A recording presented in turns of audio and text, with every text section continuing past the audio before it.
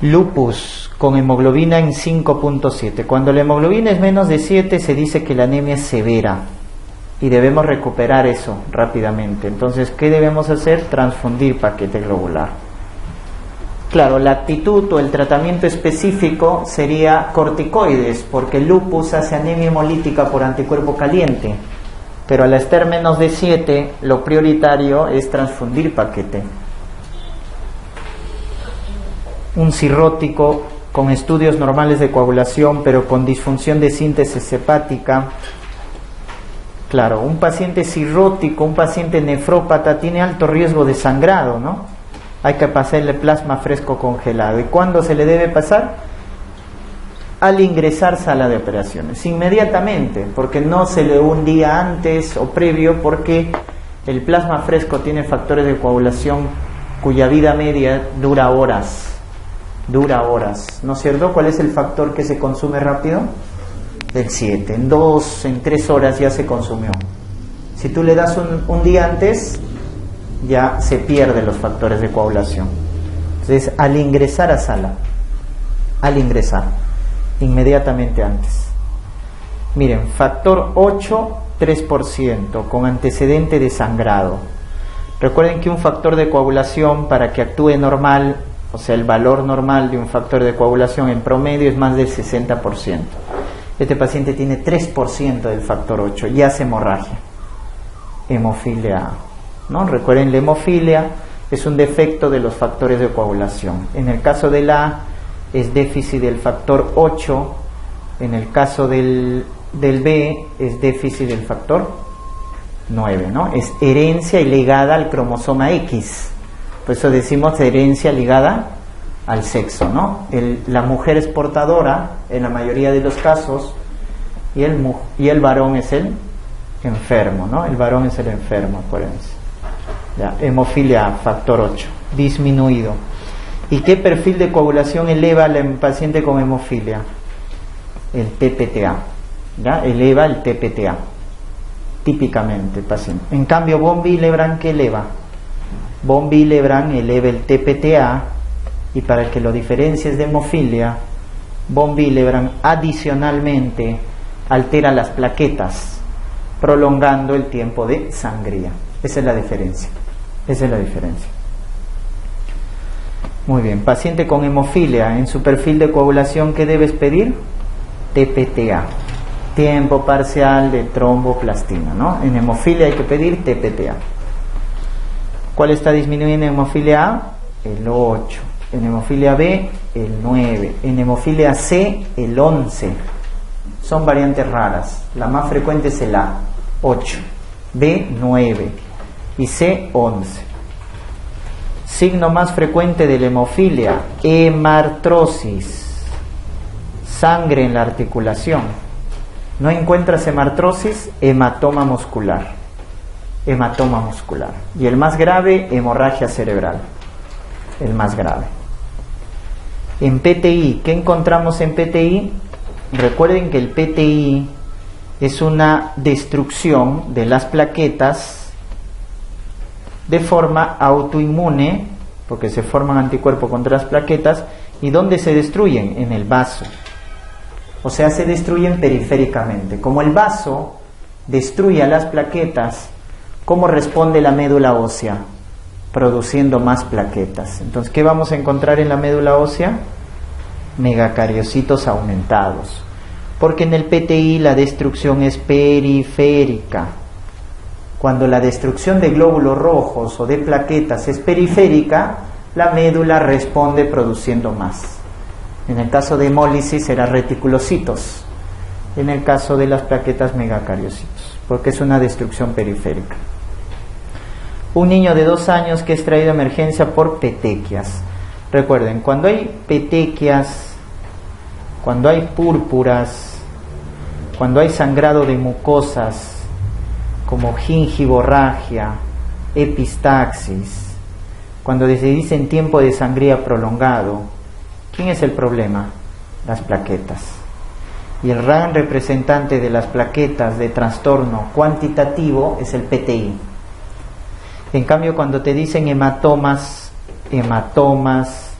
hemartrosis. Eso es problema de factor de coagulación. Está prolongado el TPTA.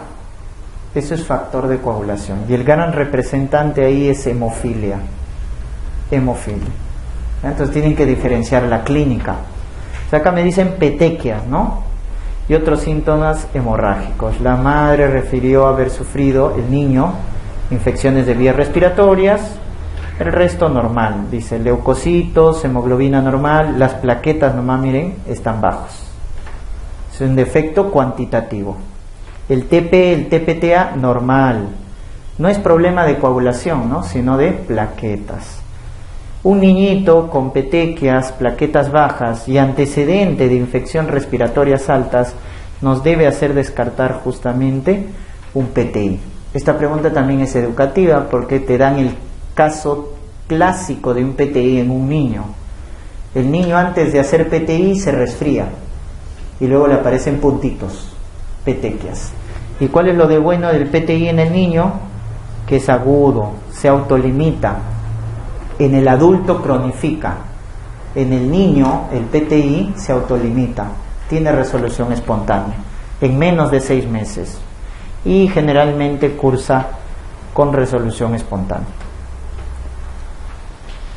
24 años con un mes de cansancio fácil, palidez, abundantes petequias, nuevamente miren, petequia, ginecorragia, no hay ganglios, no hay visceromegalia, ¿no es cierto? Y miren las plaquetas, 7000, problema de plaquetas, ¿no? La paciente que tiene, cuando las plaquetas están menos de 20.000, eso es severo, plaquetopenia severa, porque ahí tiene alto riesgo de hemorragia, ¿no? Y puede haber sangrado espontáneo, ¿no? Sangrado espontáneo. Si un paciente tiene gingivorragia con tiempo de coagulación normal, pero el de sangría está prolongado, problema de plaquetas. En petequias, púrpuras, sangrado y mucosas con tiempo de sangría, problema de plaquetas, ¿no? Causa más común de trombocitopenia aislada en la infancia, PTI, aislada, ¿no? PTI. Ahora, hay causas también farmacológicas que dan trombocitopenia. Al iniciar la resolución hemos visto a alguien, ¿no? ¿Quién produce plaquetas bajas? Heparina. ¿Se acuerdan? Heparina da trombocitopenia. ¿Quién más? Tiacidas. Si te preguntaran cuál es el fármaco que produce más trombocitopenia, tiacidas. Es el que produce más trombocitopenia, ¿no? Entonces hay causas también por fármacos que disminuyen las plaquetas. Muy bien, miren, escolar de 2 años, previamente sano, le aparecen puntitos, ¿no? Al examen, petequias diseminadas, de forma aislada, PTI. En cambio, cuando te digan que el PTI o estas lesiones petequiales van acompañadas de atopía o eczema e inmunodeficiencia, ese es el síndrome de Wiskott-Aldrich, el que vimos al inicio, ¿se acuerdan? De inmunodeficiencia.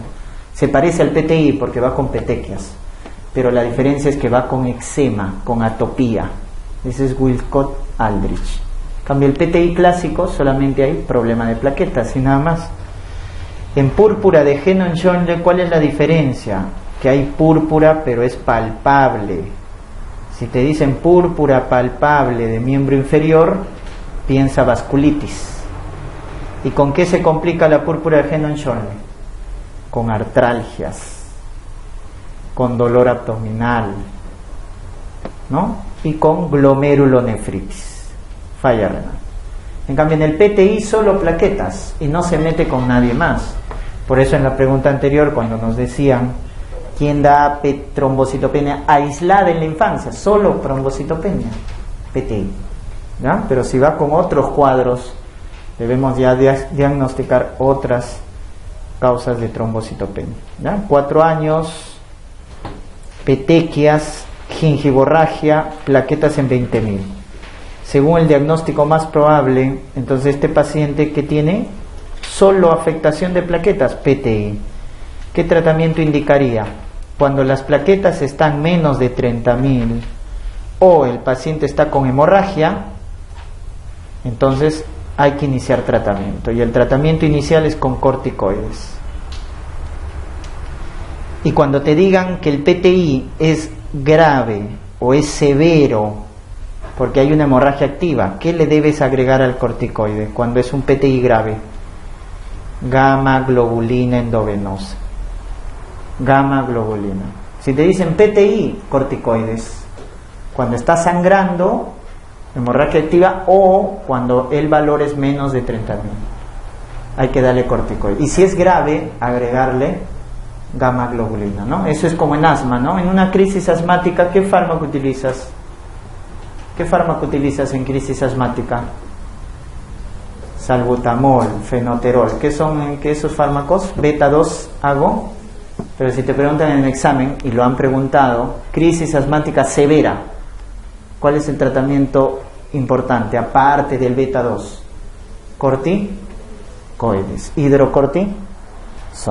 Ya está, es una analogía. Si te dicen un PTI, solo corticoides, pero si te dicen que es grave, hay que adicionar gamma globulina endovenosa. Si no responde, viene el resto de las terapias: esplenectomía, terapia inmunosupresora, terapia biológica, etcétera. Las terapias adicionales. Entonces hay que dar corticoides, ¿ya? Corticoides. No gamma globulina en este caso, porque no nos dan cuadro de gravedad, ¿no? Que hay una hemorragia severa, activa, etcétera. Niño con leucemia mieloide aguda que evoluciona a falla renal, ¿qué fármaco hubiera evitado eso? ¿Por qué las leucemias agudas generan falla renal? Por un síndrome llamado síndrome de lisis tumoral. Ese síndrome de lisis tumoral es una causa de insuficiencia renal aguda en los pacientes que tienen leucemia aguda, y se puede prevenir. O en este caso, ¿no? El fármaco hubiera evitado eso es dándole corticoides.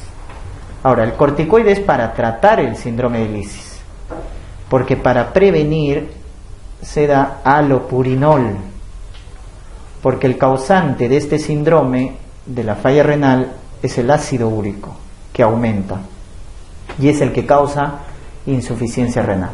Entonces se previene con alopurinol y se trata con corticoides, y eso hubiera evitado en este paciente, ¿no? La falla renal. Muy bien. Niño con leucemia aguda, estás recibiendo quimioterapia y disfagia. Cuando un niño, entonces, en este caso, el agente tóxico es la quimioterapia, ¿no? Quimioterapia, radiación, benceno. ¿Qué causan estos? Anemia plásica. Y la anemia plásica va con neutropenia. Y eso genera neutrófilo, inmunodeficiencia celular. Eso genera infecciones por hongos oportunistas, ¿no? Cándida. Un niño con quimioterapia que tiene leucemia aguda es inmunodeficiente celular. Se hace candidiasis esofágica por la quimioterapia, ¿no? 30 años, 6 meses, se queja de sensación de calor y adelgazamiento. Al examen, paciente pálido, adelgazado, sudoroso. Tiene gran esplenomegalia. Eso es para de estirpe mieloide. Cuando te dicen que tiene más ganglios, el estirpe es linfoide. Cuando te dicen gran esplenomegalia, la estirpe es mieloide. Leucocitos, miren, elevados. Entonces, ¿era aguda o crónica? Crónica. O sea, tú vas reconstruyendo. Cuando tú dices una leucemia aguda, ¿cómo va clásicamente? Con pancitopenia. Las leucemias agudas van con caída de las 3 líneas. ¿Por qué? Porque en las leucemias agudas tenemos en la médula ósea blastos más del 20%. Entonces la médula ósea está hecho de puro blasto y deja de producir los elementos maduros. Por eso tiene pancitopenia. Y acá simplemente clasificas si es linfoide o es mieloide, leucemia linfoide aguda o leucemia mieloide aguda. Un dato acá importante es la edad. Porque si te dicen una leucemia aguda y es niño, el 90% es leucemia linfoide aguda en el niño. Y si es adulto, es leucemia mieloide aguda. O te dicen los llamados bastones de Auer, eso es mieloide aguda. Eso es mieloide aguda. ¿Te dan cuenta? Entonces, la idea es identificar. Si va con pancitopenia, eso es agudo. En cambio, las leucemias crónicas no van a ir con pancitopenia. ¿Por qué? Porque los blastos en médula ósea son menos del 20%. Son pocos los blastos. Entonces la médula todavía puede producir elementos maduros. Entonces estos pacientes van a venir con leucocitosis, o sea, glóbulos blancos aumentados. Y si ese glóbulo blanco, como les digo, va con ganglios, va a predominio linfocítico, es decir, va con linfocitosis, entonces, ¿qué leucemia es? Linfoide crónica. En cambio, si va con bastante esplenomegalia o va con neutrofilia, neutrófilos bien abundantes, eso es leucemia mieloide crónica. De esa manera lo diferencia. Entonces, este paciente, ¿cómo está viniendo? Miren sus leucocitos, 190.000. Bastantes glóbulos. Por lo tanto, agudo o crónico, mi primera sospecha. Crónico, ¿no? Porque está viniendo con bastante leucemia. ¿Y a qué predominio es? Miren, neutrófilo, 82%.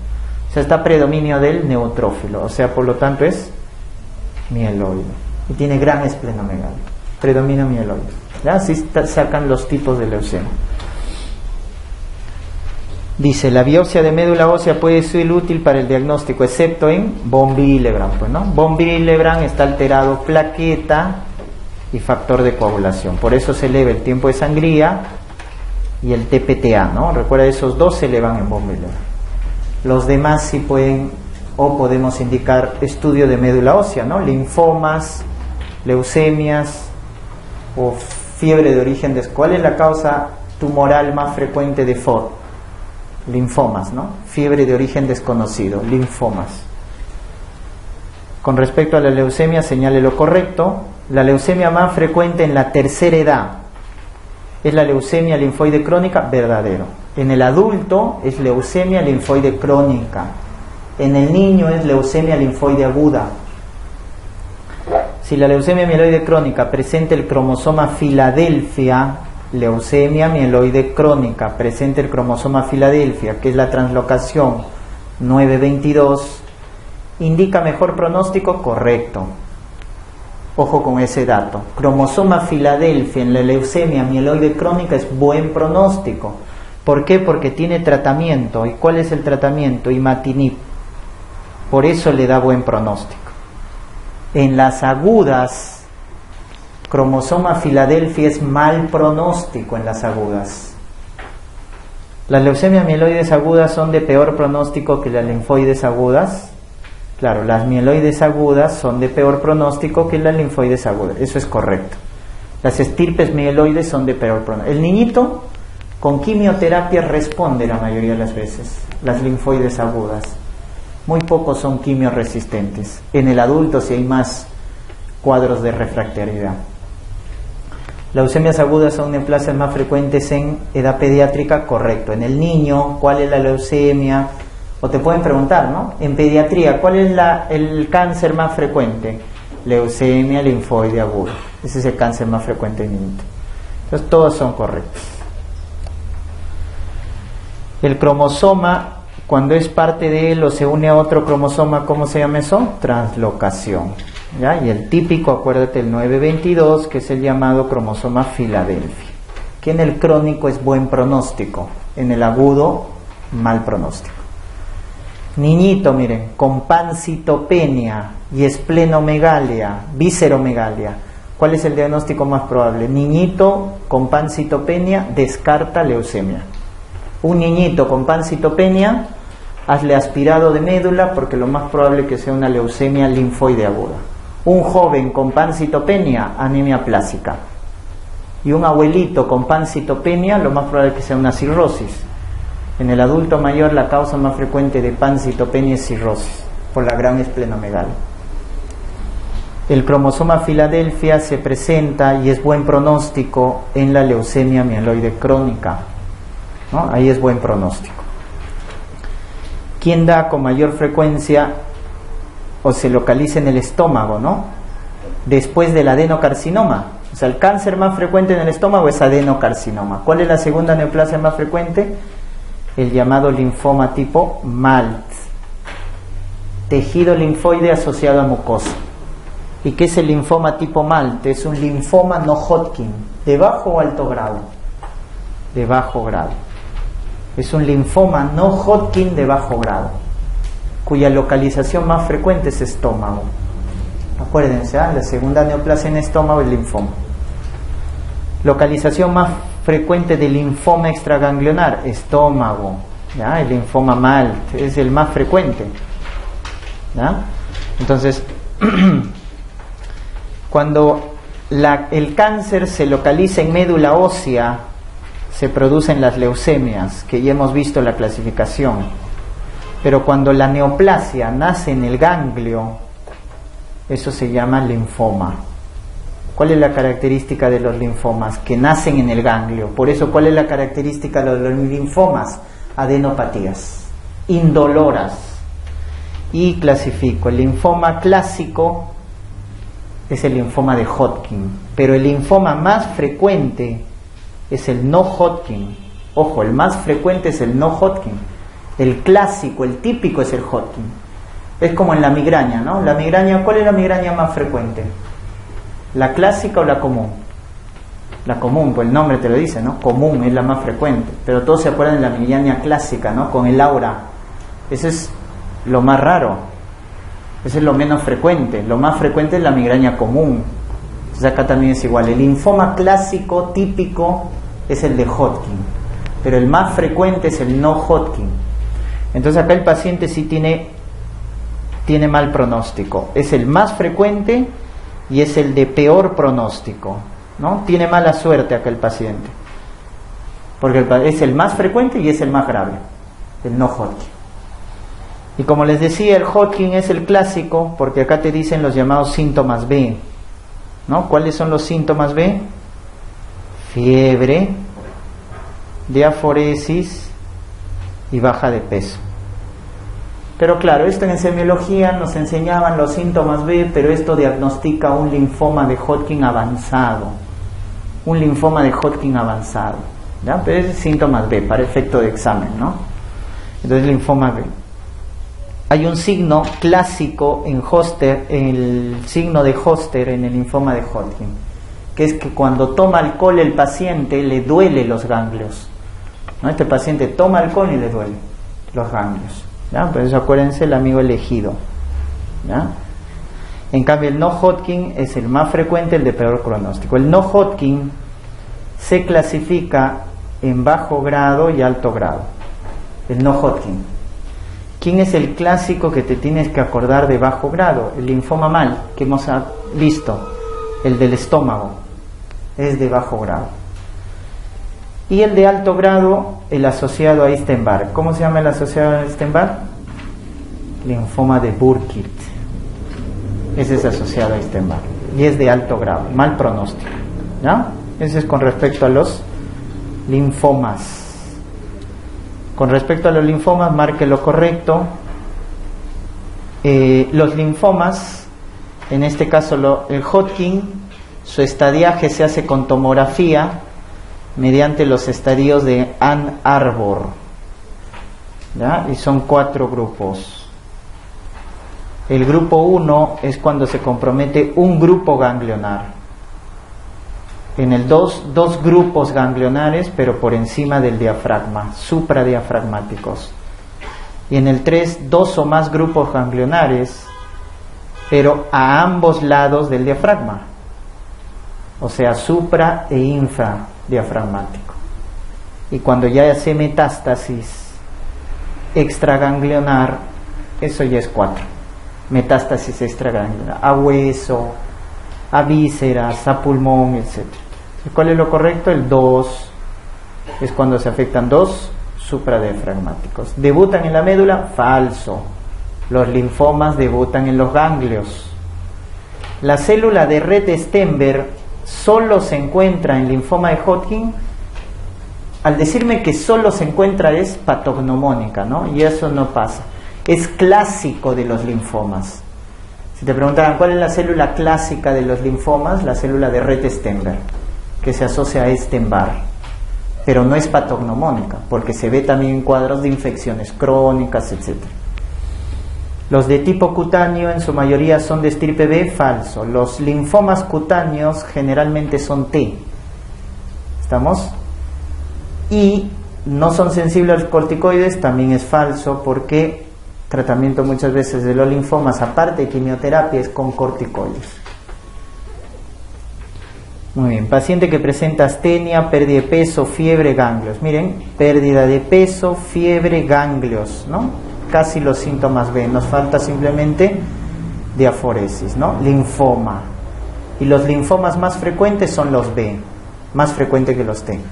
Acá también puede ser la BA, o sea, la clave B, ¿no? La alternativa B, pero marco la A por frecuencia.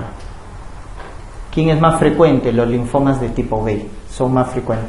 ¿Dónde vemos los T? En cutáneo, linfomas cutáneos. Paciente con linfoma de Hodgkin, ¿cuál es un síntoma B? Diaforesis, baja de peso, ¿no es cierto? Hemos dicho, y fiebre. El alquerán es un agente quimioterápico que se emplea primariamente ¿en quién? En mieloma, al igual que el melfalán, ¿no? Melfalán. ¿Ya? Melfalán, alquerán se emplean en mieloma, ¿ya? Mieloma múltiple. Miren, 56 años con dolor lumbar y en el laboratorio plasmocitos en la médula 20%. Radiografía, lesiones líticas. Si el plasmocito está elevado, ¿quién es el plasmocito? El linfocito B. Ese es el mieloma múltiple, con lesiones líticas, ¿no? Porque hace metástasis osteolítica. ¿Cómo se llama el cráneo de mieloma? Cráneo en saca bocado, o en gotas de lluvia también le llaman. Cráneo en gotas de lluvia o saca bocado. Cambio, ¿quién hace cráneo en cepillo? Talasemia. Cráneo en cepillo hace talasemia. Cráneo en saca bocado o gotas de lluvia, mieloma múltiple. Nuevamente, 60 años, radiografía, lesiones osteolíticas, ahí está, en saca bocado. O también te pueden decir proteinograma electroforético pico monoclonal. Eso también es típico de mieloma. Cráneo en saca bocado, pico monoclonal en el proteinograma electroforético. Mieloma múltiple. Abuelito con osteoporosis. Hasta ahí todo bien. Mujer con osteoporosis. La osteoporosis senil, la osteoporosis por menopausia. Pero miren qué tiene de especial esta osteoporosis. Palidez. O sea, anemia.